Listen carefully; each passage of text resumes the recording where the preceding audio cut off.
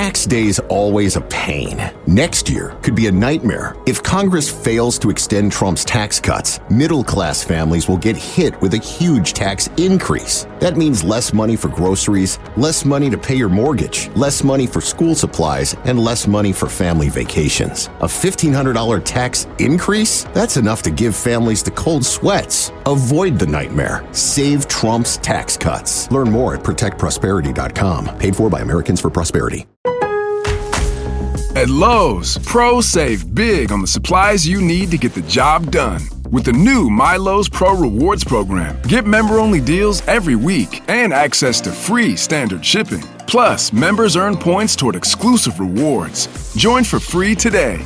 Lowe's, we help, you save. Points are awarded on eligible purchases. Program subject to terms and conditions. Free standard shipping not available in Alaska and Hawaii. Exclusions and more terms apply. Details at lowes.com/terms. Subject to change.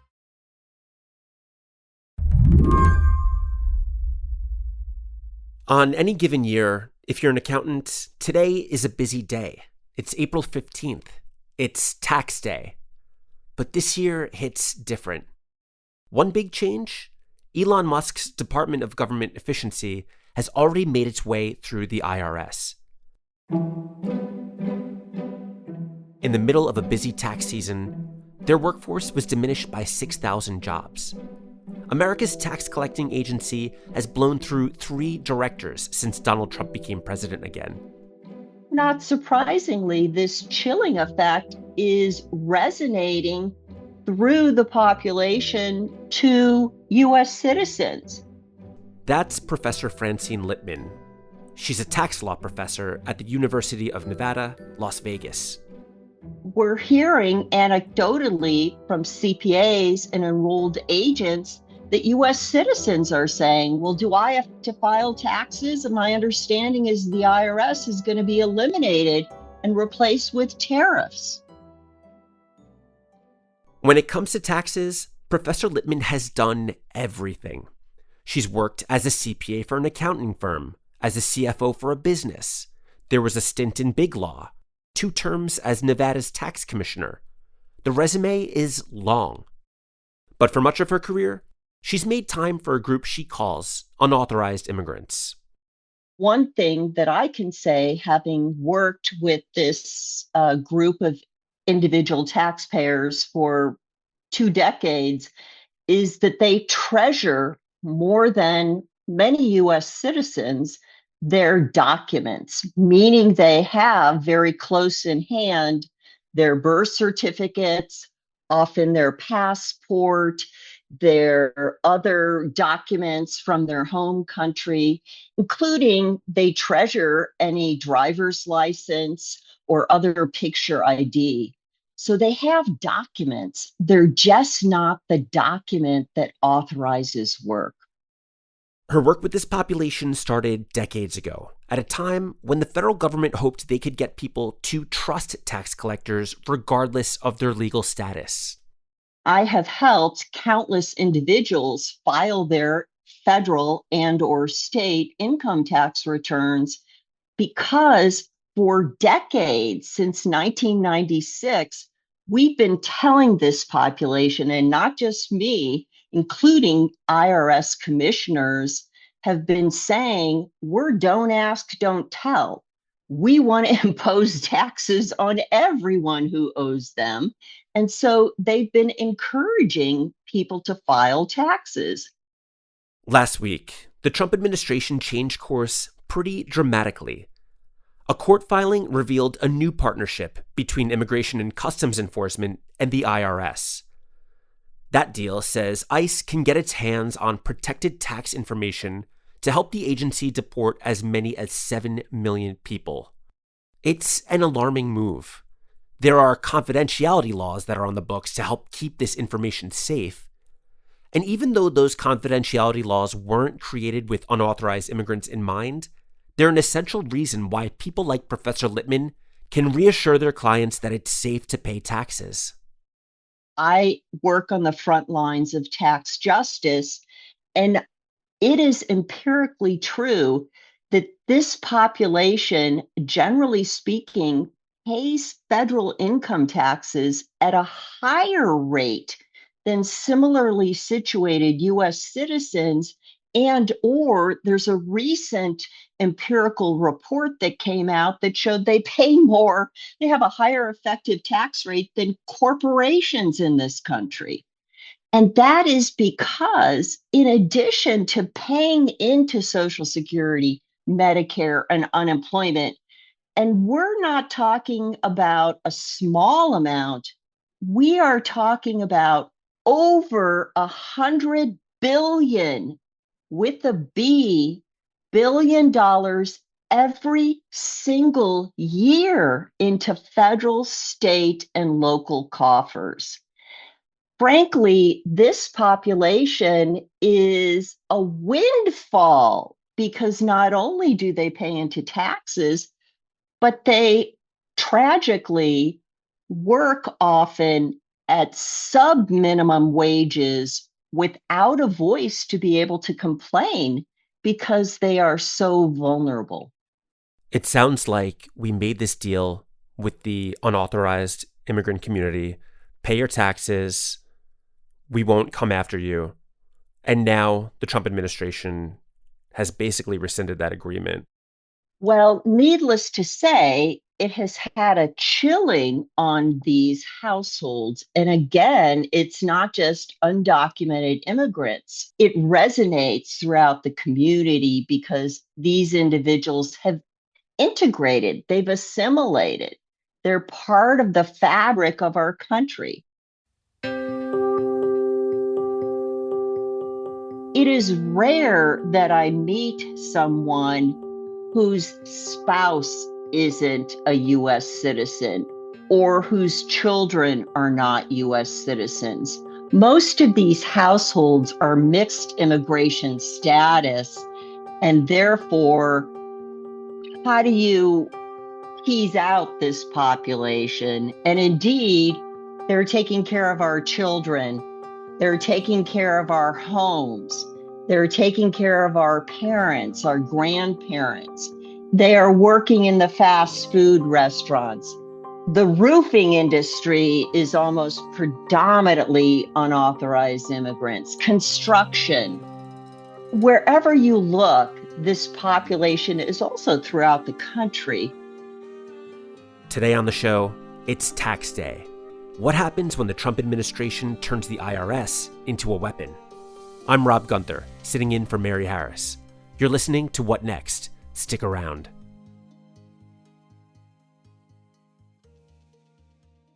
Decisions made in Washington can affect your portfolio every day. But what policy changes should investors be watching?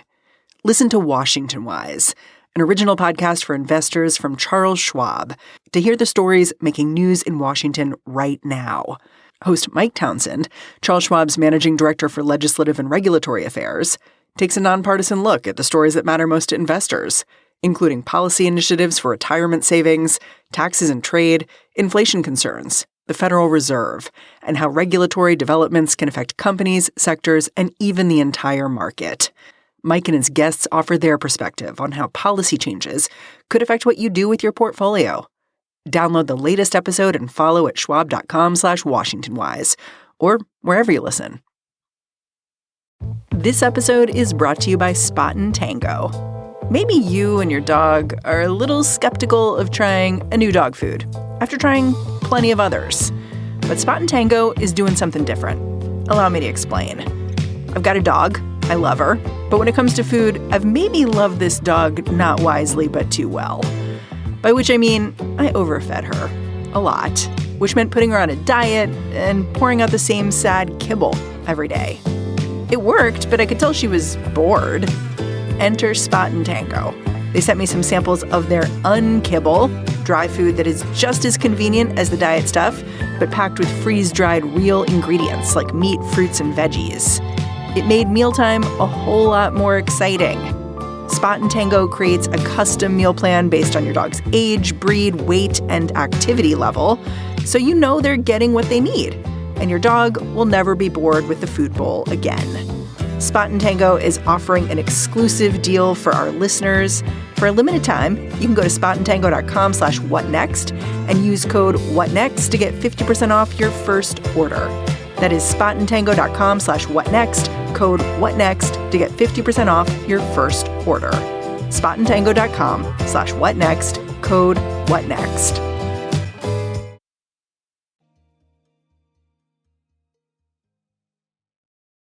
Professor Francine Lipman has been working with unauthorized immigrants to help file their taxes for more than 2 decades now.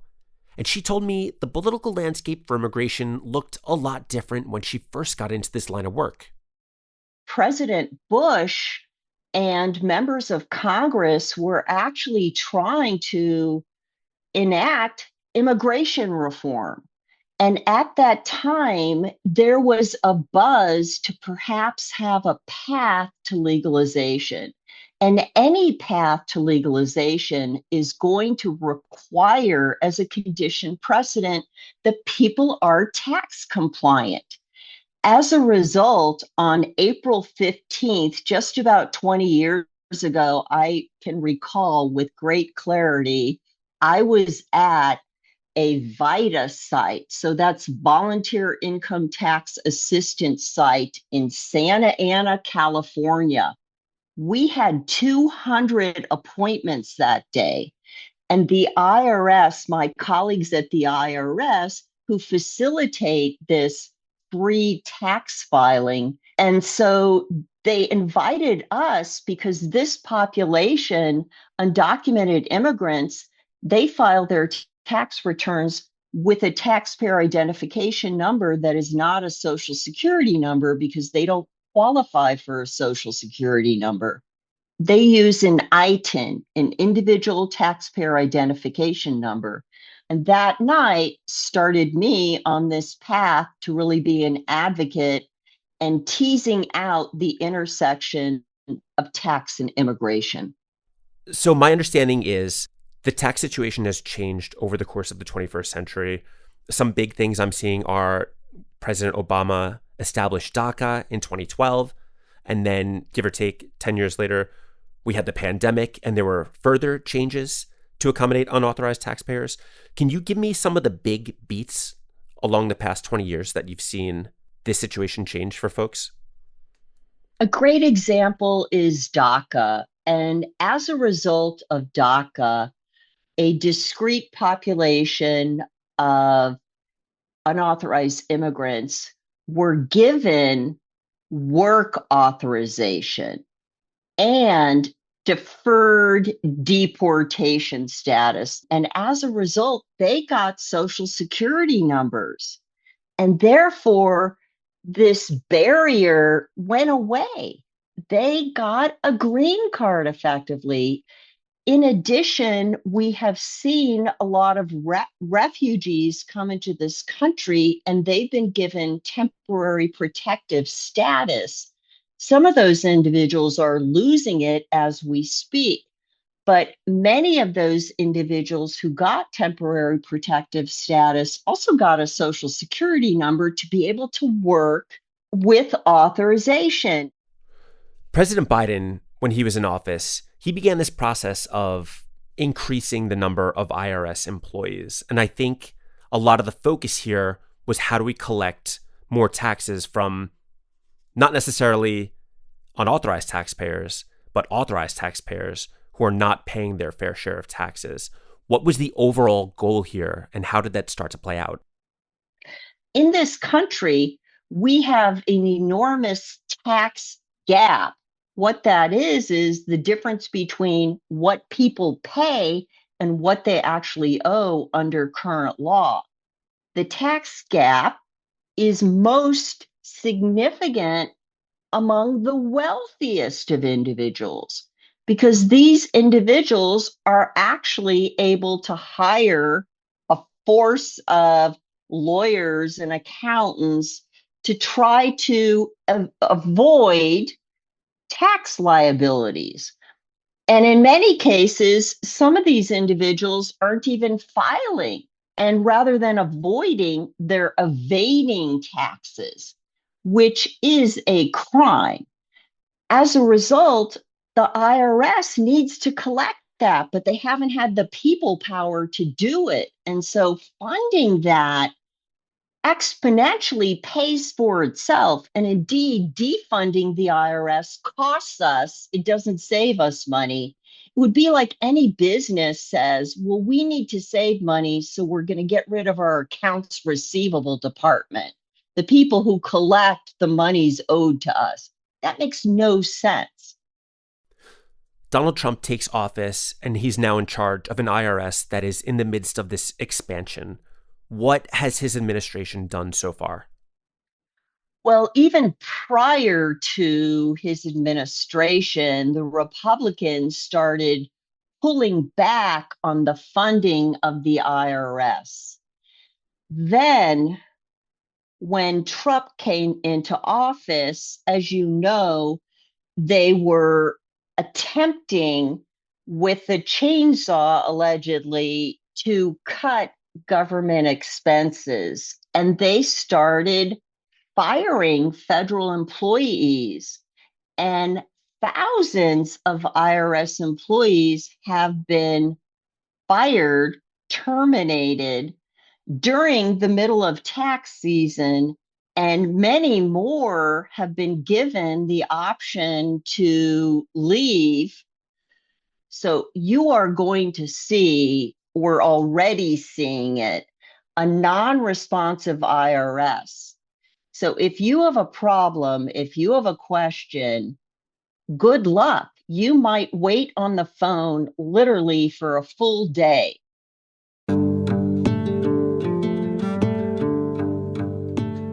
Can a hollowed-out IRS still help the Trump administration deport millions of immigrants? That's coming up after the break.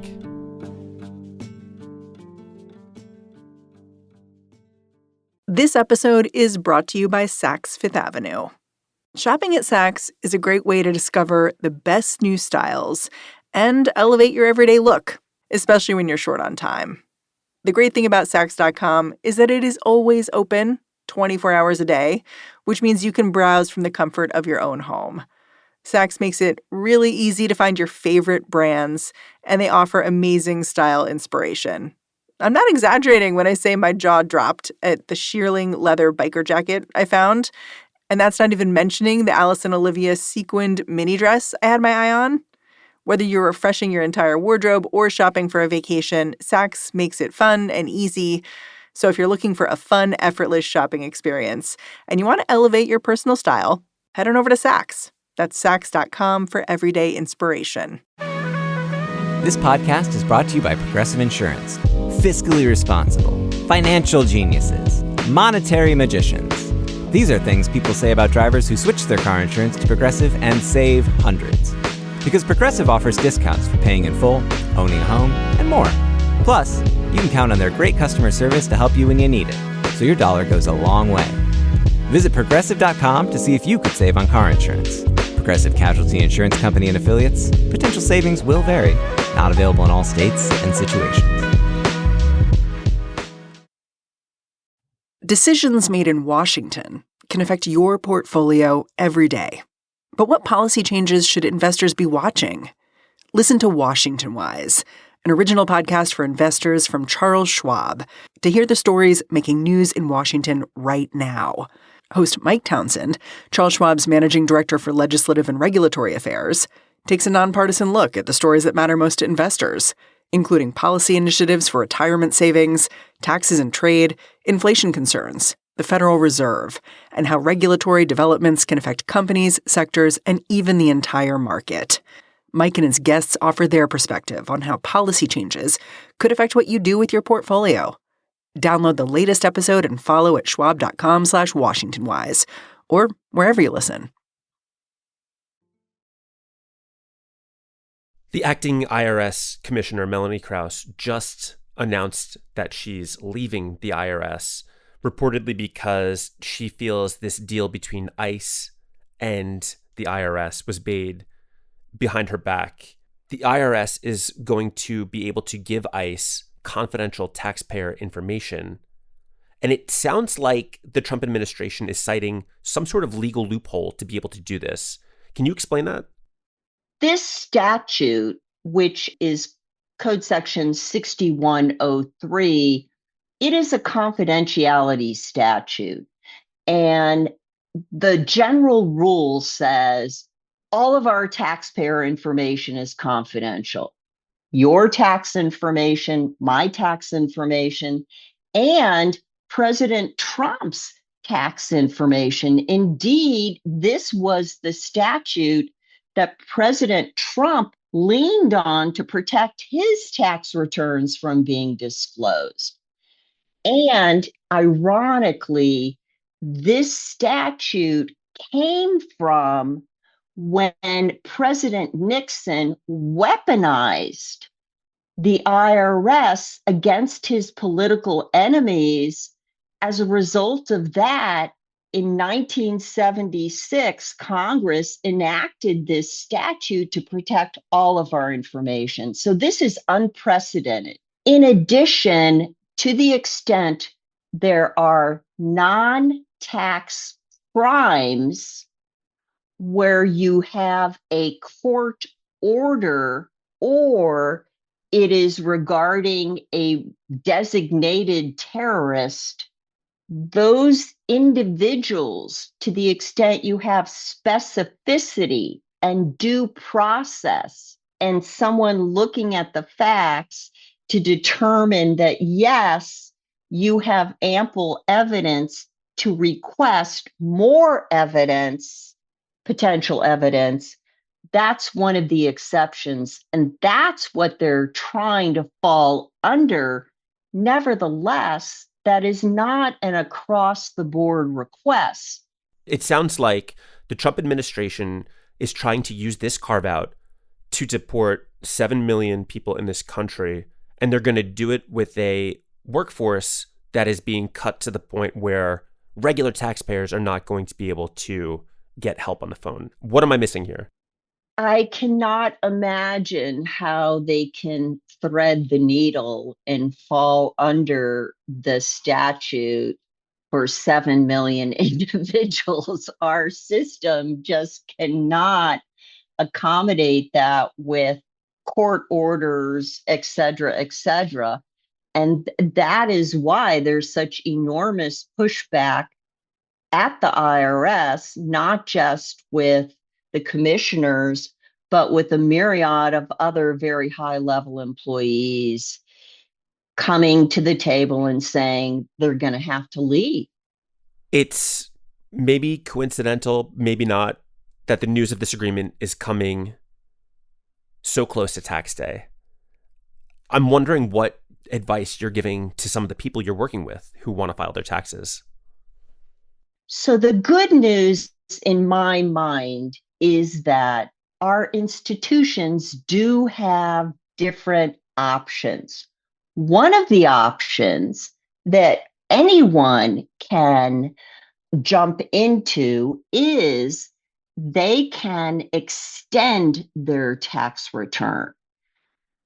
Our tax system allows now an automatic extension, and that extends the time to file, not to pay your tax liability, to October 15th, 2025. That might be a good option just to hit the pause button and to better understand what is going on with our federal government. Last week, there was some reporting from the New York Times, and it said that the Trump administration is trying to effectively erase Social Security numbers for thousands of immigrants. They're putting them on this so-called dead list. If you're targeted in that way, what happens to you? It's shocking to tax folks like myself on the front lines. As you describe this list, it is the death list. And the reason it's called the death list is because when you die, your Social Security number dies with you, and it is put on that list. And that list goes to financial institutions. It resonates throughout the country to say, this thing is expired. So if anyone pulls it up, you better make sure it's the beneficiaries or someone who has the authority to act on behalf of this decedent. Immediately, your access potentially to bank accounts, to retirement accounts, to your Social Security benefits, to your Medicare.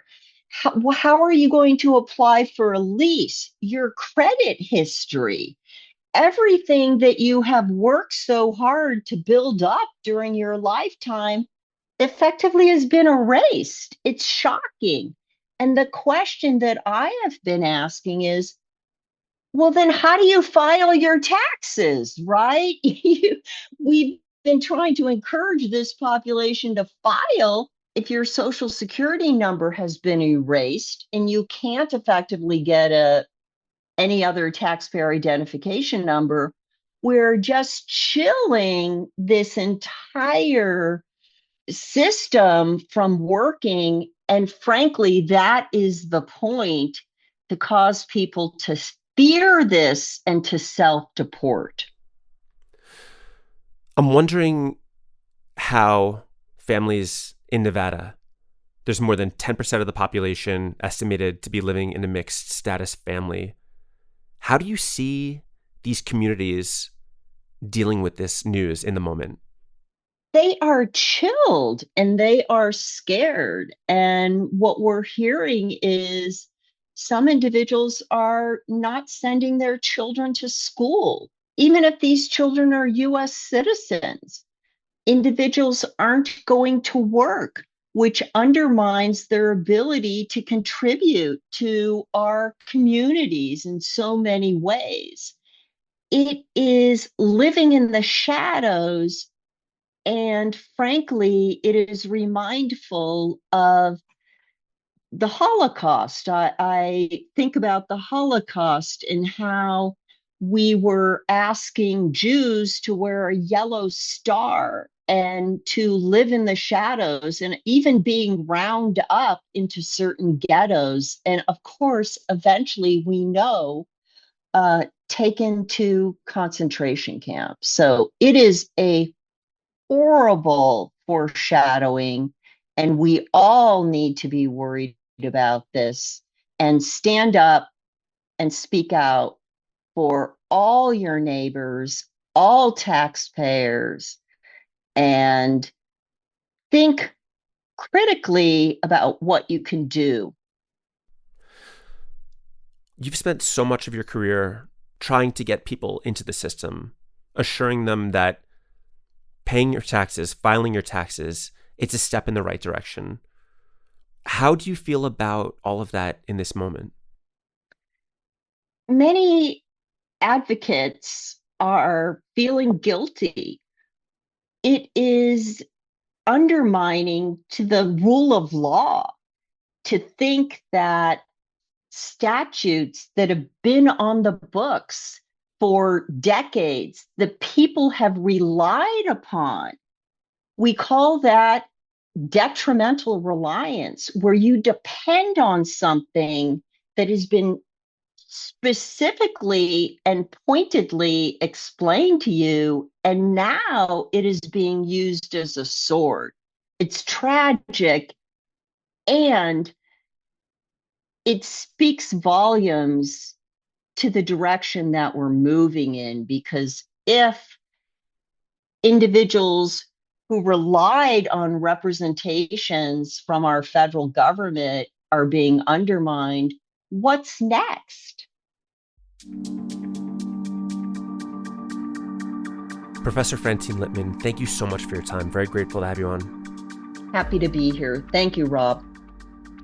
Francine Lipman is a law professor at the University of Nevada, Las Vegas.